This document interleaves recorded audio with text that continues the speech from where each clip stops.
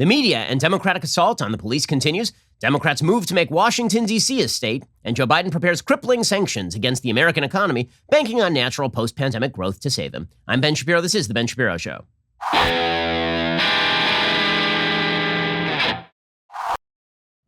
Today's show is sponsored by ExpressVPN. Don't let big tech track what you do. Anonymize your web browsing at expressvpn.com/Ben. We'll get to all the news in just one moment. First, let's be frank about this. Everybody has a right to express yourself freely. The bad news is big tech doesn't really want you to do that. In fact, what they would prefer is just they can track all of your activity and monetize all of your activity and then use all of your data against you. Well, why would you give them that ability? Instead, use ExpressVPN. If you've ever wondered how free-to-access tech giants make all their money, the answer is they track your searches, video history, everything you click on. They build a profile on you, and then they sell off your sensitive data.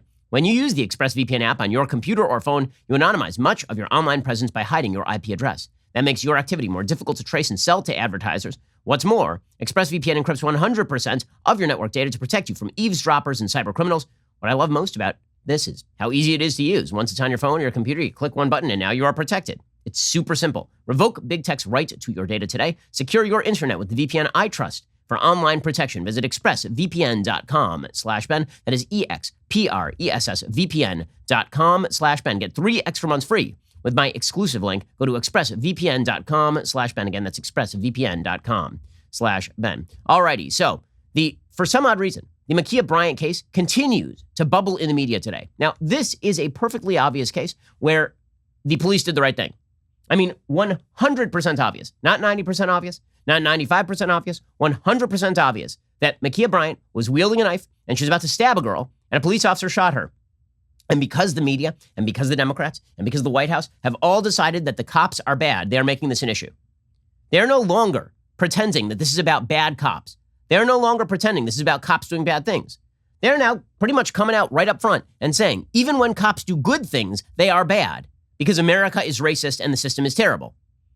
This is the entire case being made by the Democrats. Now, it will get more black people killed, as we have been talking about. Since 2014, between 2014 and 2019, at least 1,000 to 6,000 more people died in major cities where there were Ferguson-style BLM protests. Most of those people presumably were black. In the last year alone, 34 biggest cities in America, 30% increase in homicide. In some cities, like Milwaukee, it was like 75% increase in homicide. When you get rid of the cops, more black people die. And when you demonize the cops such that they don't want to do their jobs anymore or they simply quit, there is no way to enforce the law. And it turns out that the greatest preventer of people doing crime is police officers. The people who stand between you and the criminal, those are the cops. And when you rip on the cops all day long, and when you make it impossible for them to do their job, and when they do their job and they actually do something heroic by, stopping somebody from stabbing another person using the appropriate level of force, which is what happened in the Ma'Khia Bryant shooting, then you still demonize them and you treat them like garbage. And I'm hearing from cops all week long. I've been hearing from cops via text message, via email, via phone, telling me that they are quitting. In California, I heard from a friend who I have in one of the major police departments in California that he knows 3 officers who came into the office yesterday and just slammed down their badges on the desk and said, "We're out." You're going to see this across the country. And the people who pay for that are not people like me. I'm not going to pay for that because I live in an area that has a police force that is well liked by the population. It's not going to matter for the people on CNN. It's not going to matter for the people on MSNBC. It's not going to matter for Ibram Kendi, who has his police protection over at Boston University Center for Anti-Racism.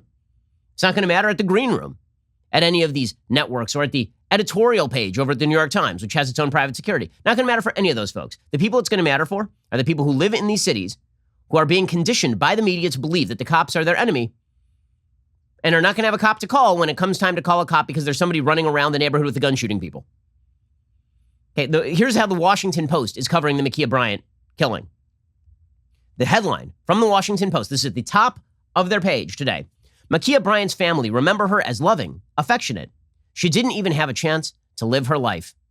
Okay, now, the headline here is that she was attempting to stab another girl with a butcher knife. It seems like that should be the headline. It turns out that all human beings are shaded. All human beings are nuanced. You can find the worst human being on earth, and they probably have a good relationship with at least a couple of people. I don't know what circumstances led Ma'Khia Bryant to pick up a knife and charge at another human being and try to stab that human being. I don't know those circumstances. What I do know is that the cop doesn't have to know those circumstances to know it is his job to prevent the stabbing. The entire media apparently now coming out in favor of the idea that if you are black and you stab another black person, that is better than if a cop stops you from stabbing the other black person.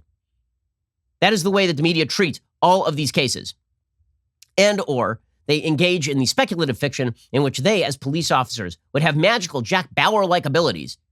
They'd be like the Frisco Kid, or they'd be like Gene Wilder in Blazing Saddles, where they can just shoot the trigger fingers of bad guys, or they can shoot guns out of people's hands. All of this is ridiculous on its face. Now, the way that we know this is ridiculous on its face is because not only do we have the original body cam angle on the Ma'Khia Bryant shooting, in which you can see clearly Ma'Khia Bryant charging at this other girl who is pinned against a car and raising a butcher knife to stab her. We now have another angle on the Ma'Khia Bryant shooting. This angle shows that Ma'Khia Bryant is lunging at another woman with a knife, and people are shouting about it. People are here's the video.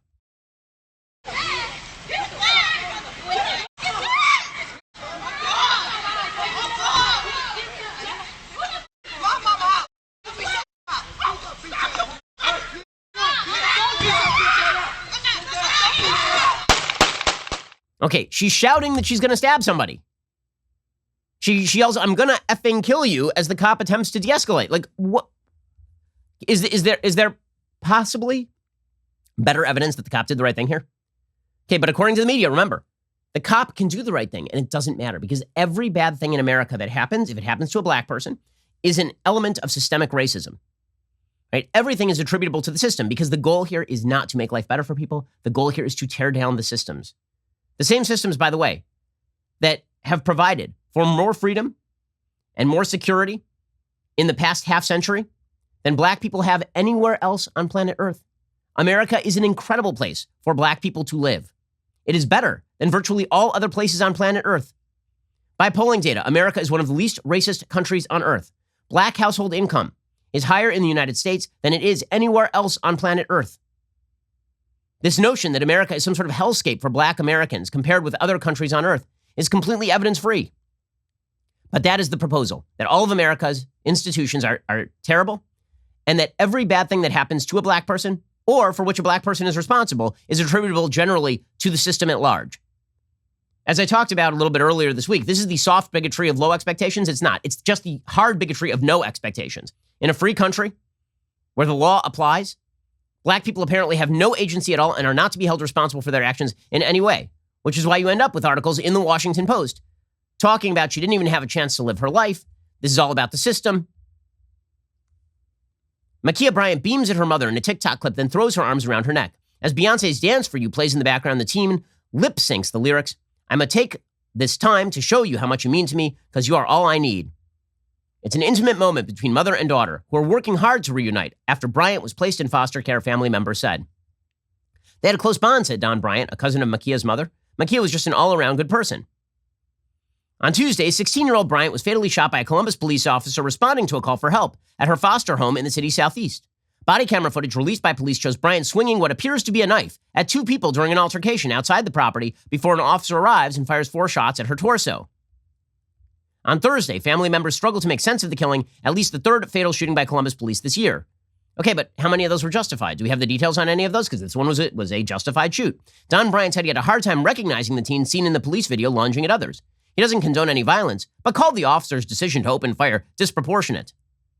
There are other disengagement techniques police could have used here, said Bryant, who has served on the Mansfield, Ohio City Council. I'm a supporter of police as former city councilor. I understood their moves, their tactics, what they do. I just don't understand what happened here.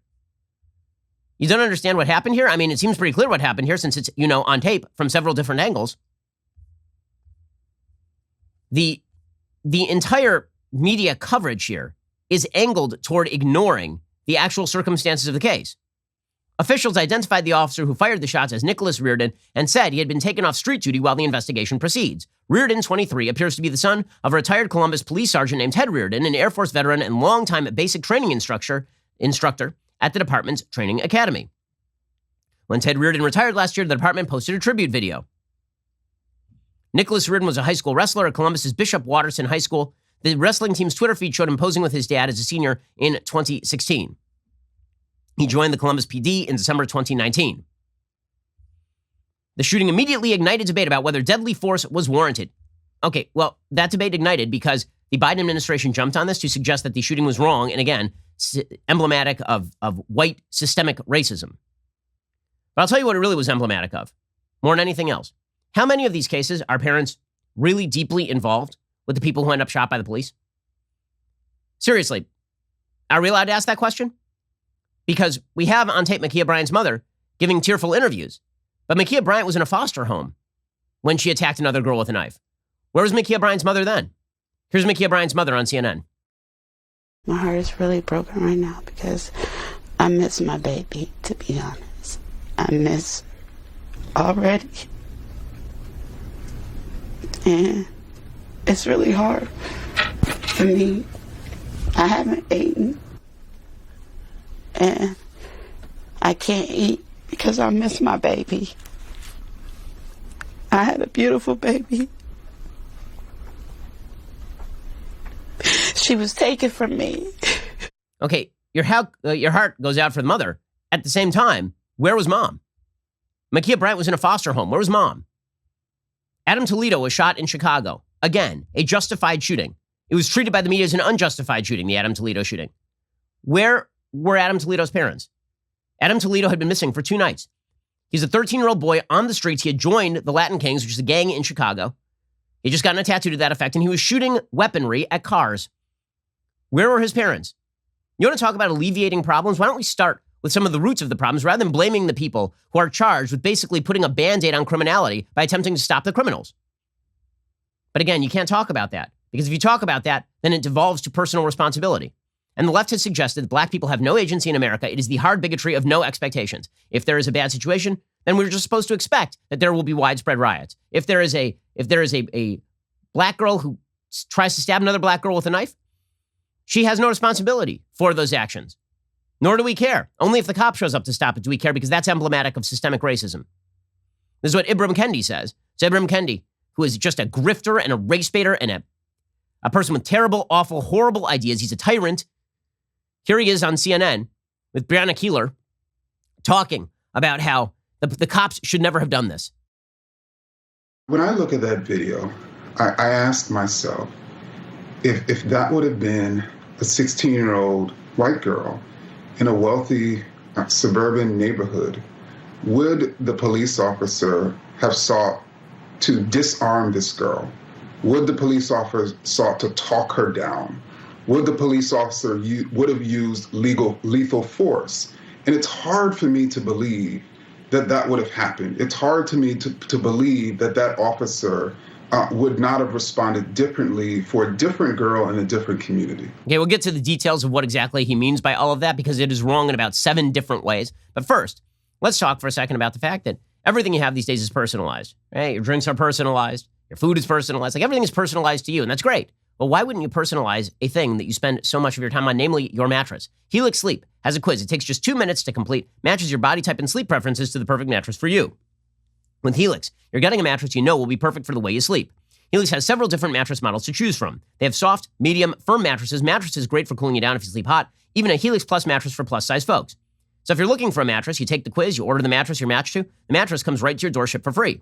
You don't ever need to go to a mattress store again. Just go to helixsleep.com/Ben, take their 2-minute sleep quiz. They will match you to a customized mattress that'll give you the best sleep of your life. They've got a 10-year warranty. You get to try it out for 100 nights risk-free. They'll even pick it up for you if you don't love it, but you will. I know, because my wife and I have taken that 2-minute sleep quiz, and we sleep like babies on that mattress when our kids allow us to. Helix is offering up to $200 off your mattress orders and 2 free pillows for our listeners at helixsleep.com/Ben. Again, that's helixsleep.com/Ben. Get up to $200 off your mattress order at helixsleep.com/Ben. Okay, so Ibram Kendi says a few things there. One, he suggests that if the police officers showed up, they would try to talk down a white girl who's doing this to another white girl in an upper income neighborhood. Okay, now notice how he adds in upper income neighborhood. This wasn't an upper income neighborhood, right? This is a pretty obviously lower income neighborhood. The class gap does matter here a little bit, which I'll explain in a second. But the notion that a police officer even would have had time to talk to Ma'Khia Bryant belies the facts. There's a grand total between the time the officer arrives. He steps out of his car. He says, "What's going on?" Between that time and the shoot is 9 seconds. 9 seconds. You think that what was he supposed to do? get out of the van and ask Ma'Khia Bryant about the troubles she's experiencing in her life, or, stop her from stabbing the other girl in the neck. Under all circumstances, if a cop shows up and somebody is wielding a knife at another person about to stab them, the cop will shoot them. You think the cop went through the cop's head? Well, she's black, got to take her down. No evidence to that effect at all. So Ibram Kendi is just a liar, and he is slandering that police officer as a racist. Right, so that is number one. Number two, the broader question that Ibram Kendi is asking is wrong. The question is not, would a police officer have shot an upper-income white person doing this to another upper-income white person? The answer is pretty obviously yes, again, because you have a 9-second gap in which to make the decision to stop somebody trying to stab the other person. The real question is, in what neighborhoods are these crimes tending to take place?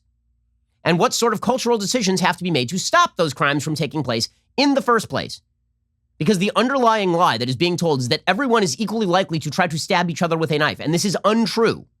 This is how you come up with the idiocy from the left, that if the police officers shoot a disproportionate number of black suspects, this is because the police are racist, as opposed to looking at the underlying levels of criminal activity. That doesn't mean that race has anything to do with your criminal level of activity. It does mean that crime is not equally distributed per capita among the races. White people commit more crimes than Asian people per capita. Hispanic people commit more crimes than than white people and Asian people per capita, and black folks commit more violent crimes per capita than Hispanic folks and white folks and Asian folks. Okay, those are just basic stats. That's not racist, and that has nothing to say about race as the causative factor, because race isn't the causative factor. But because Ibram Kendi thinks that race is always the causative factor, he believes that no matter what other explanatory causal factors are there, ranging from single motherhood to poverty to ingrained generations of deep-seated racism going back several generations, right? This is the case that Thomas Sowell makes. He says there are higher levels of violent crime in the black community because there's sort of embedded codes of honor from the American South there and a systemic lack of policing for decades that led to higher rates of crime in the black community over the course of a century. Okay, but instead of going there, he just goes to, it must be that the white police officer is a racist and it's his implicit bias, and if this had been a white person, he wouldn't have shot them. That is shallow. It's ridiculous. And of course, it is racist because it says that all white police officers are implicitly biased, and any police officer who shoots a black suspect about to kill somebody is in fact a racist. Meanwhile, you have Ilhan Omar doing the same routine. She was speaking at the funeral of Daunte Wright. Again, if you believe that these things aren't political, you got to wonder. Ilhan Omar is not, as far as I'm aware, was not friends with the Daunte Wright family or with Daunte Wright. I'm unaware of any prior relationship. She's a congresswoman who showed up to rip on America and suggest that the police department in her city is endemically racist. Again, based on no evidence, because the Daunte Wright shooting is not a racist shooting. We have it on tape. The police officer, a 26-year veteran of the force, shouts, "Taser, taser, taser," shoots Daunte Wright with a gun by accident, and then says, "Oh my God, I shot him." It is the clearest case of accident using a taser, using a gun instead of a taser, that it is possible to imagine, and yet it is being treated as a racist shooting. Because again, whether it's Derek Chauvin, or whether it is the Adam Toledo case, or whether it is Daunte Wright, or whether it is Ma'Khia Bryant, it does not matter. The charge that is leveled against these officers is not one that they even bothered to substantiate with evidence. It is that they are racist because the system is racist. So here's Ilhan Omar doing that routine. Joyce Beatty was going to be here and speak on our behalf as the chairwoman of our caucus. But just like we've been visited by tragedy here in Minnesota often, she, in Columbus, Ohio, was visited by a tragedy of a young woman whose life was taken by Columbus police. Okay, why don't you just miss the entire story there? On purpose. Right, Joy Reid, again, when you talk about the bigotry of no expectations, it seems like there should be a fairly widespread expectation that people try not to stab each other. Is that unreasonable? That people should probably try not to stab each other? And that we should actually have, I think, a realistic expectation that people shouldn't try to stab each other. But according to Joy Reid, knife fights happen all the time. All the time. Remember your childhood? Remember how many knife fights you were in? Like every other day? In fact, my kids are getting older. It's time for me to get them the children's book, My First Knife Fight, because they have to get ready for their teenage years. Here's Joy Reid on MSNBC, creating the hard bigotry of no expectations. As you look at the circumstances of this, Can you just walk us through how police should act in a case like this? Because, I was saying on my Instagram earlier, I remember fights in even high school or even younger than that, where a kid brought a penknife or something to school and teachers were able to defuse that and they didn't have guns. So what do you make of the, 10, 20 seconds this officer took before he opened fire on this little girl? Opened fire on this little girl. I remember in my childhood it was great. It was great. Now, I would love to see a statistical analysis of how many people, when they are lunging a foot from somebody with a knife, how the diffusing went. Pretty incredible stuff. Juan Williams has his own take on this. He says, the cop should have shot in the air. And like Joe Biden style, just taking the shotgun, blowing it in the air. And that definitely would have stopped her as she was in the middle of lunging.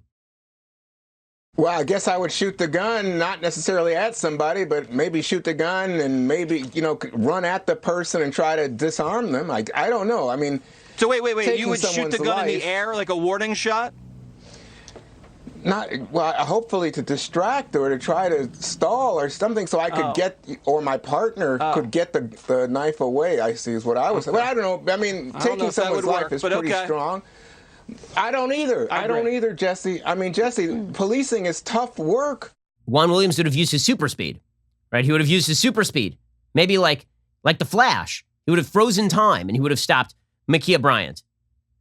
Okay, all of this is not designed to save black lives. All of this ends with more dead black people because when you remove the cops from high crime areas, which unfortunately in the United States are disproportionately minority, more people die. Good news is that our politicians don't care at all. Democratic politicians do not care at all. Okay, so Senator Cory Booker from New Jersey, who presided over Newark, New Jersey, one of the most violent cities in America, as mayor, he tweeted out something along these lines. He's tweeted out, Ma'Khia Bryant was only 16 years old, killed by police yesterday. She deserves justice and accountability. We must reform this deeply broken system. My heart is with Ma'Khia's loved ones.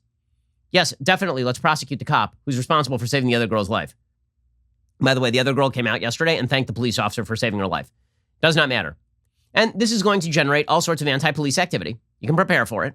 It's happening in cities across the nation, and then the Democrats are pushing stuff federally that basically undercut the ability of police to actually do their jobs. The Biden DOJ, as we discussed yesterday, is going to cram down consent decrees on police departments across the nation, making it more difficult for them to police. The predictable effect of this will be less policing. In Berkeley, the mayor is saying that they're actually ending low-level traffic stops in order to reduce racial disparities. It's a pretty amazing statement. So we are no longer going to police crime because we might end up nabbing too many black people who are acting criminally. So you know what? Quick solution. We just won't police crime anymore. Berkeley's ending police stops for minor traffic violations, and this is to reduce racial disparities in policing outcomes and to focus on public safety by making sure our police officers focus on genuine threats to public safety. So we're not going to pull people over for having an air freshener on your rearview mirror or having expired license tags or not signaling properly, and focus those stops on traffic violations that pose the greatest risk to public safety. I think this is smart policing and also will reduce racial disparities. So if they're going to ban traffic stops to reduce racial disparities, if they really, really want to reduce racial disparities in crime statistics, they just should stop arresting people for murder. Really, man, it would reduce the racial disparities in the crime statistics because, unfortunately, a disproportionate number of murders in the United States are committed by young black men. So if you really want to reduce the disparities, then really any crime that is not equally committed by percentage of the population should not be policed. That seems like the best way to handle all of this. That is just a genius way of handling crime there from Jesse Eric. When we're going to look to the statistical outcome of arrests, not who commits the crimes. We're just going to say any crime that is disproportionately committed by a percentage of the population and the police react to it, we're just going to stop policing that crime. By the way, this is what's been happening all over California already. I mean, the police have already stopped enforcing the law at a low level, and you've seen cities just collapse. I mean, San Francisco is a trash heap. LA is a trash heap, and it's going to get a whole hell of a lot worse. So prepare yourself. If you're in a big city, prepare. You're about to see an outflow from big cities like you've never seen.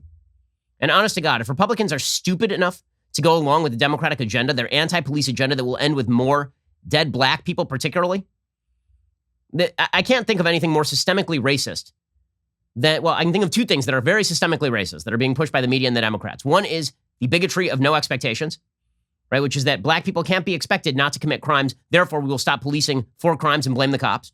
And two is, why don't we remove the cops from black neighborhoods make it impossible for them to police. That is a policy specifically designed at allowing black people to die. But the media don't care and the Democrats don't care because, of course, the idea is all the institutions of America are just like the police. It's not just the cops. The cops are just the most obvious and the most inflammatory edge of America's racist systems. This is why you have Nicole Hannah-Jones saying that America's police are like the racist slave patrols. She said that America's policing got to start in slave patrols. That is just a lie. It is a historical lie. Policing began in Great Britain in like the 17th century with Robert Peel. That's why policemen were called bobbies, right? Because policing is centuries old. What, she thinks there were no police before the Civil War? She thinks that policing now is the same as See, here's the thing about slave patrols. Note to the de facto editor of the New York Times, Nicole Hannah-Jones. The thing about slave patrols is that was a group of evil people rounding up innocent black people who are wrongfully enslaved. The police today are rounding up people who are committing acts of criminal activity. If you're equating innocent slaves who are held in bondage by dint of their skin color with criminals who are committing crimes largely against other members of their same race, you're a moral idiot. But we already know that Nicole Hannah-Jones is a moral idiot, so that's not a big shock. Now, when I say that the left has decided that all elements of American life are systemically racist, they can use this argument to apply to anything. The beauty of the term systemically racist, it's like the term social justice. When you say some of these terms, people only hear one of the operative words. So when you say systemic justice, people just hear justice. They don't hear social justice. They don't hear racial justice. They just hear justice. Oh, justice means justice, right? That means that people get what they deserve. When you say racial justice, that means that individuals should not get what they deserve. Instead, they should get what their race deserves. That's what racial justice is, right? Social justice means that you should not get individual justice. You should get what your social class requires you to get. That's what social justice is. Environmental justice. Justice is a word that should not require a modifier. As soon as you put a modifier, it changes the entire meaning of the term. The same thing is true of racism. Racism means believing that someone is inferior or that you are superior based on race, right? That is racism, textbook racism. You don't need a modifier. Once you add systemic, you have now transformed the entire argument. Because now the argument is not that somebody is discriminating against somebody else based on the color of their skin. Now you're arguing you don't have to show any evidence of that. Any system at all that ends with the disparity must in fact be racist without intent, without any argument as to superiority or inferiority of particular races. The system itself is racist, which means it must be torn down. You're just using the word racist to modify what is the actual operative word. For the left, the actual operative word is always the first word. Racial justice, social justice. Justice doesn't matter in that term. When they say systemic racism, the racism part is the part that really doesn't matter in that phrase for the left. It's just systemic, meaning they want to tear down the systems. Perfectly obvious example of this today is the Democrats are moving to make Washington, D.C. its own state.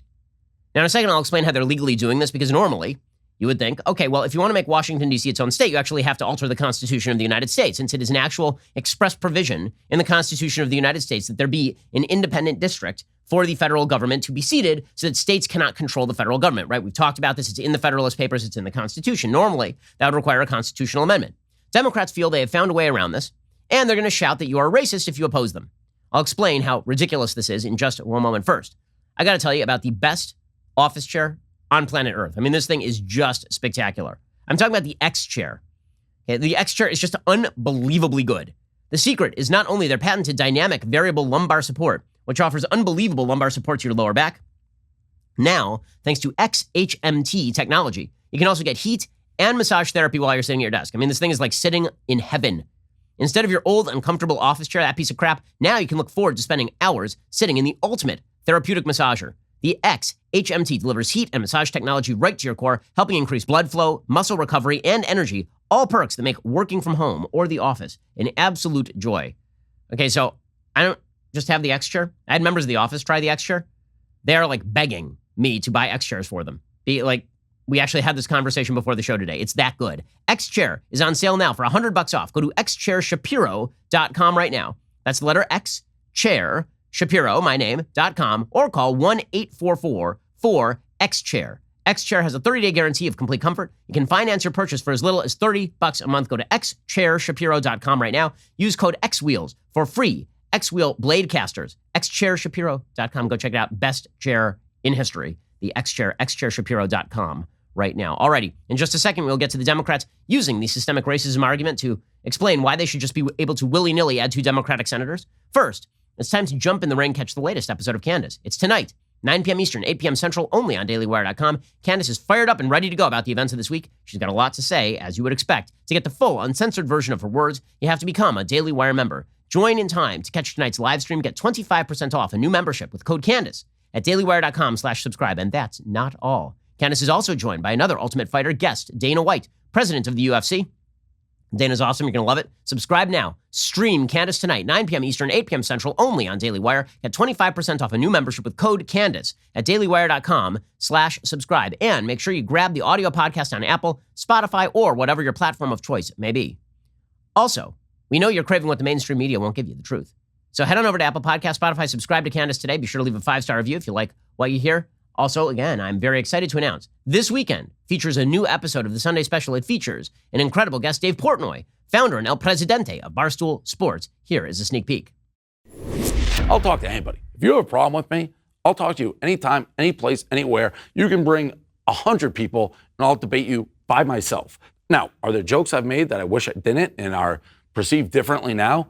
Of course, but I've been doing this for 20 years. So I'll go through point by point by point everything I've ever said and done. Some I wish I didn't do that, but I know my character, and our intent has always been to make people laugh, period.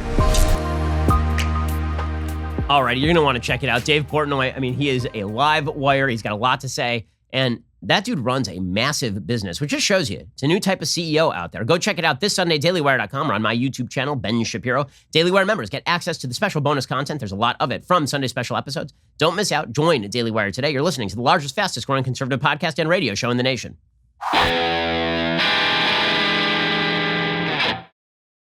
Alrighty, so the Democrats are trying to use the term systemic racism to force through a change that would basically add 2 Democratic senators for perpetuity. That's the goal. It is perfectly obvious this is what they are attempting to do. So, how are they doing this? So, constitutionally speaking, there has to be a federal district. That federal district has historically been Washington, D.C. And there are lots of people who live within Washington, D.C. So what Democrats are trying to do now is they've passed a bill. It passed 216 to 210, with all the Democrats voting in favor and all the Republicans voting against. And that bill basically would take the area that is directly outside of the federal buildings, and then it would carve it off and call it its own state. Now, that's perfectly ridiculous. It's perfectly ridiculous because if you wanted that area to be incorporated into a state, you could totally do that. I have a counter proposal. Why don't we just take those areas and we will then encompass them in either Virginia or Maryland? Simple. Done. Now you have senators. Congratulations. But no, Democrats want the people of Washington, D.C. to have their own senator. In fact, why don't they do this everywhere? They should probably just say Chicago, it really isn't like the rest of Illinois. So Chicago is going to be its own state with its own senators now. California has so many different areas. Why don't we just make L.A. its own actual state? Okay, that's exactly what they're doing.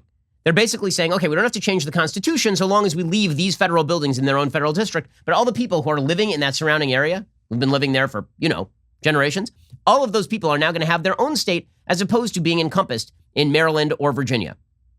Again, the Washington, D.C. district was designed specifically to be a federal district. If you don't want to live in a place that doesn't have senators, fare thee well. Virginia is just across that river and Maryland is just a little bit the other way. But that's not what Democrats are doing. And they have a rationale for why you must not oppose them. Wait for it. It's because you're a racist.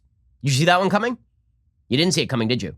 The whole reason they say that Washington, D.C. exists as a place with no senators is because of racism. Now, that's absurd on its face. It's ridiculous. Washington, D.C. was established when black people weren't even allowed to vote anywhere in the United States, essentially. So racism obviously was not the deciding factor in creating Washington, D.C. Okay, because that terrible rule about black people not voting applied everywhere. So obviously, if you're creating a federal district, it's not about whether black people are going to have senators, because black people at the time couldn't have senators anywhere. So it wasn't about making a racist district where black people couldn't have senators. And now you're trying to retcon the entire story in order to make it an outgrowth of racial animus, but it wasn't. So Nancy Pelosi says that D.C. statehood is in her DNA. She's got a lot of weird crap in her DNA if D.C. statehood is there. A lot of weird things happening in Nancy Pelosi's DNA. Here was the addled Speaker of the House. Can we have like a leadership class that isn't addled? That'd be nice. And seriously, so many addled people at the top of our leadership structures. It's pretty impressive. Here's the lady who says that she's grateful that George Floyd died, and thank you for your sacrifice, George. Here's Nancy Pelosi, a completely adult human being, talking about how D.C. statehood is in her DNA along with a bunch of other weird crap. District of Columbia statehood is in my DNA. This is a picture of my father and the First Lady, Eleanor Roosevelt. It was the first time he had a hearing as the chair of the District of Columbia Appropriations Subcommittee. As chair of that committee, he was known as the unofficial mayor of Washington because, sadly, the Congress had so much say over the what happened in the District of Columbia. He did not support that. He was all for home rule and what would come after that. Okay, so in other words, actually D.C. statehood is not in her DNA because her dad basically was in charge of the appropriations for D.C. from the position in Congress. So, no. But, D.C. statehood is really all about racism. Joe Biden is going to be fighting for D.C. statehood. Remember that guy was a moderate? Remember that lie that they told you all last year so that you wouldn't vote for Trump? Remember that? The whole thing was that Joe Biden was going to be a moderate, stabilizing force in America. Well, in the last week or so, we've had Joe Biden endorse a verdict in a criminal case. We've had Joe Biden suggest that that criminal case, which had nothing to do with racism, was deeply indicative of systemic racism across the United States. We've had the Biden administration try to cram down particular settlements on police departments. We've had the Biden administration trying to force religious doctors into performing transgender surgeries. Remember all the moderation that was going to happen? Yeah, it was a lie. And if you believed it, you made a large-scale error. Here's Jen Psaki saying that Joe Biden is going to fight for D.C. statehood. President Biden strongly supports D.C. statehood, and we will our administration will work with Congress to get it passed. We put out a statement of administration policy in strong support of H.R. 51 just this morning. His view is that we are the denial of voting representation in Congress and local self-government to the 712,000 residents of our nation's capital violates two of our nation's founding principles: no taxation without representation and consent of the governed, and he will continue to advocate for this passing. Now, frankly, I think the fact that Northern California hasn't been given its own state along with Southern Oregon probably violates those two provisions. And to say that violates those two provisions is to say that anybody anywhere who feels non-represented by the government under which they live is somehow being deprived of that right. I promise you, all the Republicans who live in California, which, by the way, has the most Republicans living anywhere in America, live in California, those people feel pretty non-represented over there. Probably they deserve their own state. Probably they're being deprived of their constitutional rights by the same exact argument. So idiotic. Because if it's really just about they don't get to vote for senator on their ballot, good news. We can just encompass the entire area you're talking about in Maryland or Virginia, then they get to vote for their senator. But you don't want that. You don't want that because all that would mean is the same exact number of Democratic senators. Mondaire Jones, Democrat of New York, here's what he had to say about this. He says, I have had enough of my colleagues' racist insinuations that somehow the people of Washington, D.C. are incapable or even unworthy of our democracy. One Senate Republican said that the D.C. would not be a well-rounded working-class state. I have no idea there were so many syllables in the word white. One of my House Republican colleagues said D.C. shouldn't be a state because the district doesn't have a landfill. My goodness, with all the racist trash my colleagues have brought to this debate, I can see why they're worried about having a place to put it in. The truth is there's no good faith argument for disenfranchising over 700,000 people, most of whom are people of color. Okay, here's the deal. Again, you want to enfranchise all those people? They can vote in Maryland. They can vote in Virginia. I'm perfectly happy with taking the exact territory you're talking about and just handing it to Virginia or Maryland. But you guys don't want to do that because there's an obvious game being played here. You want two Democratic senators. Systemic racism is just another way for Democrats to say, I want what I want, and I'll call you racist if I don't get it. Meanwhile, moderate Joe Biden, he's so moderate, Joe Biden, he's pushing forward a massive bevy of new taxes. He is now looking for an incredible increase on the capital gains tax. Okay, the capital gains tax that he is now pushing drove the market really far down at open today. The market took a look at what Joe Biden was proposing and dropped precipitously. The market yesterday, before he announced this, was at like 34,000, the Dow Jones. It immediately dropped all the way down to 33,700. Okay, so it dropped about 500 points immediately upon all of that happening. Why? Because it turns out that Joe Biden is the luckiest son of a gun. He is so lucky because he takes office after a relatively unpopular president. He takes office amid a vaccination campaign that he did not initiate and really had nothing to do with promulgating. And he gets to claim credit for it. And he takes office amid a natural upswing in the economy that's going to happen because the downswing in the economy was completely artificially caused by COVID and government policy surrounding COVID. So he gets to just float on the tsunami of economic growth that's going to happen naturally as a result of COVID ending. So his plan is, I'm going to ride that tsunami of I'm going to surf on that tsunami of economic growth. But what I'm gradually going to do is I'm just going to keep piling on depressors to the economy. I'm going to inflate the currency. I'm going to raise taxes tremendously. I'm going to put in place tremendous new regulations. And I know that the tsunami is going to raise the tides. And so I won't get blamed for any of this because it'll take 3-4 years for it to materialize. So it's great. I can just pile as much crap on top of the economy as I want. And the economy is going to surge back so strong because it was so artificially depressed that I won't get blamed for it ever. But that's exactly what he's doing. According to the New York Post, Joe Biden will propose doubling the top capital gains tax rate on investments like stocks and real estate, according to a new report that sent stocks reeling on Thursday. Get ready for Bitcoin to boom, gang. Seriously, as a person who invests a lot in stocks and real estate, I guarantee you, if you double the capital gains tax on that, but there ain't no capital gains on Bitcoin, guess what I'm going to buy a crap load of? It ain't going to be stocks and real estate. And by the way, you know who gets hurt by that? All the people who are not in the top tax brackets who have invested in their 401k. The stock market will decline. If you tax people at twice their normal rate, do you think they will put their money there? It means they have to outpace their gains by 50% just to make the same amount of money. Bloomberg News reported that the new top capital gains tax rate would increase from 20% to 39.6% on income over $1 million. That, coupled with an existing surtax on investment income, means federal rates for investors could be as high as 43.4%.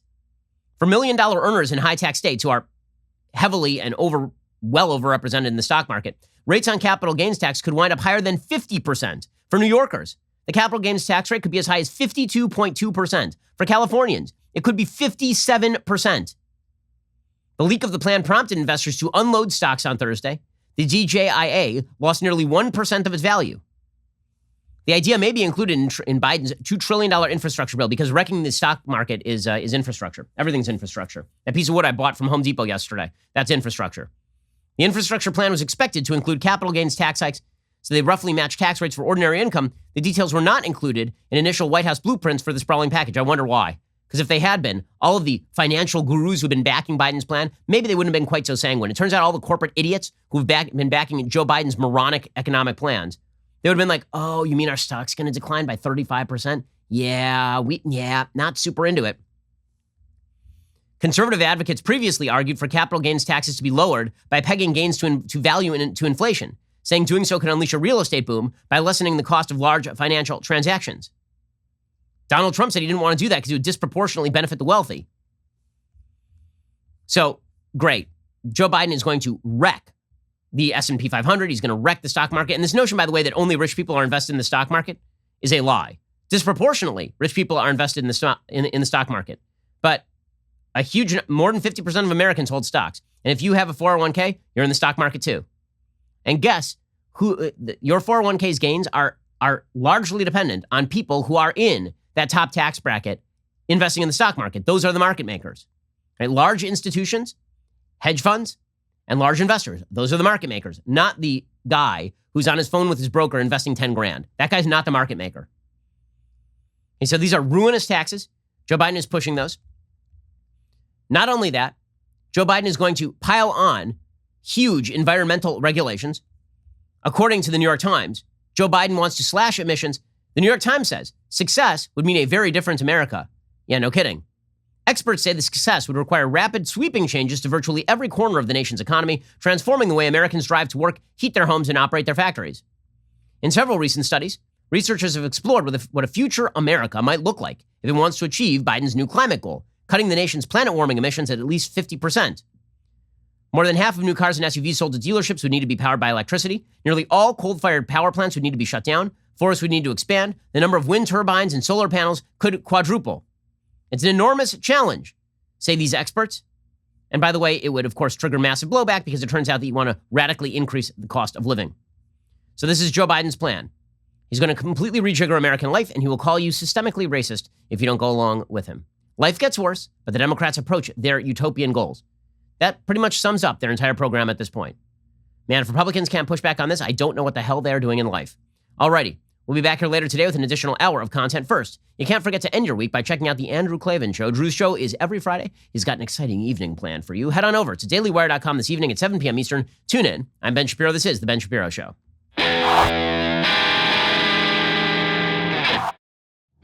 The Ben Shapiro Show is produced by Elliot Feld. Executive producer Jeremy Boring. Our supervising producer is Mathis Glover. And our assistant director is Pavel Wydowski. Editing is by Adam Sayevitz. Audio is mixed by Mike Coromina. Hair and makeup is by Fabiola Cristina. Production assistant is Jessica Kranz. The Ben Shapiro Show is a Daily Wire production. Copyright Daily Wire 2021. Hey everybody, this is Andrew Klavan, host of The Andrew Klavan Show. You know, some people are depressed because the Republic is collapsing, the end of days is approaching, and the moon's turned to blood.